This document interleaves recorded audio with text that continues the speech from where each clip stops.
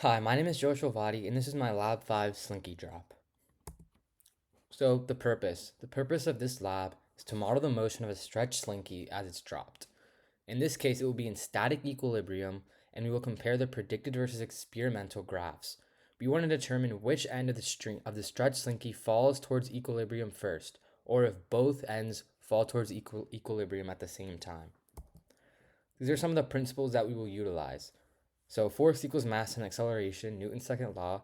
Also, the restoring force of a spring that is modeled by negative k times L minus L naught times the U hat, or L hat in this case, which is the direction of the spring, of the fixed end of the spring. And we will also take into account the velocity update formula and the position update formula. The momentum principle will also be utilized, which is F net is equal to delta P over delta T, or that momentum is equal to mass times velocity. We will also need to account for the drag, tension, and gravitational forces that affect the slinky as it is falling downward.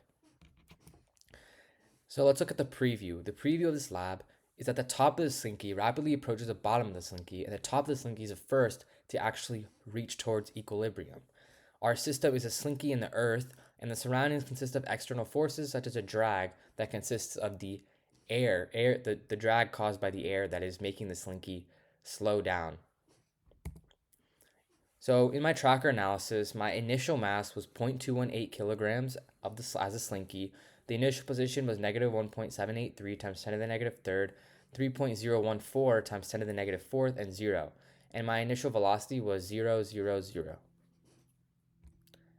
Also to mention, in the tracker analysis, as the slinky fell, I put my coordinate system to the bottom of the slinky, and I took that to be the center of the mass. Let's look at my computational model. So looking at the initial conditions, obviously my ball mass was 0.218, and then I set the initial position of the slinky to be my initial vector for the ball's position, and my ball's velocity initial velocity was 0, so 0 comma 0 comma 0. My time was 0. Delta AT was 0.001 as a size of each time step. Gravity was 9.8, and for part 2, which is the iteration, we actually iterate over 6.2 because that's the length of time from the start when the slinky falls to the end, and W is equal to negative ball times mg times j hat, and j hat is the vector of the slinky, and it's basically the L hat in the spring formula. And then we have Ft is equal to negative W, Ft being the tension force, and then F net being the sum of all the forces, which in this case is the force of tension plus the weight force, aka the gravitational force. Now we apply the momentum principle to update the ball's velocity and ball's position, and we do this using the position and velocity update formula that I mentioned previously. Then we advance the clock and update the object's track.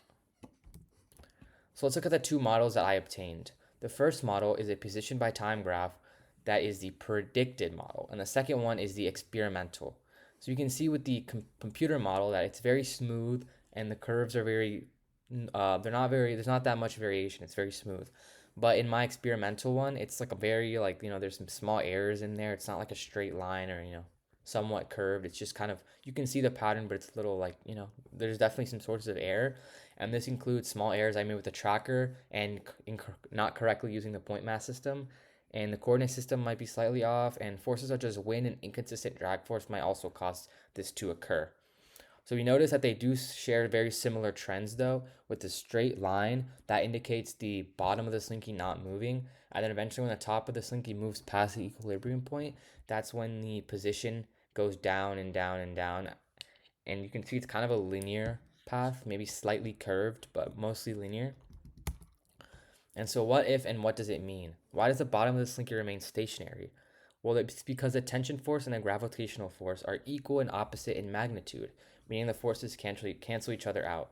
Basically, what happens is there's a tension force and a gravitational force, and as the bottom of the slinky remains stationary because those two forces equal each other. There's no net force being added on the slinky. However, there is a drag force which causes eventually the bottom of the slinky to give out and go downward. What if there was no drag force? Well, if there wasn't any drag force, then the slinky would never reach terminal velocity, and it would always stay at a constant acceleration. Drag force makes the Slinky increase in speed until it reaches a terminal velocity, and then it stays at that terminal velocity until the end of the journey. Thank you guys for watching.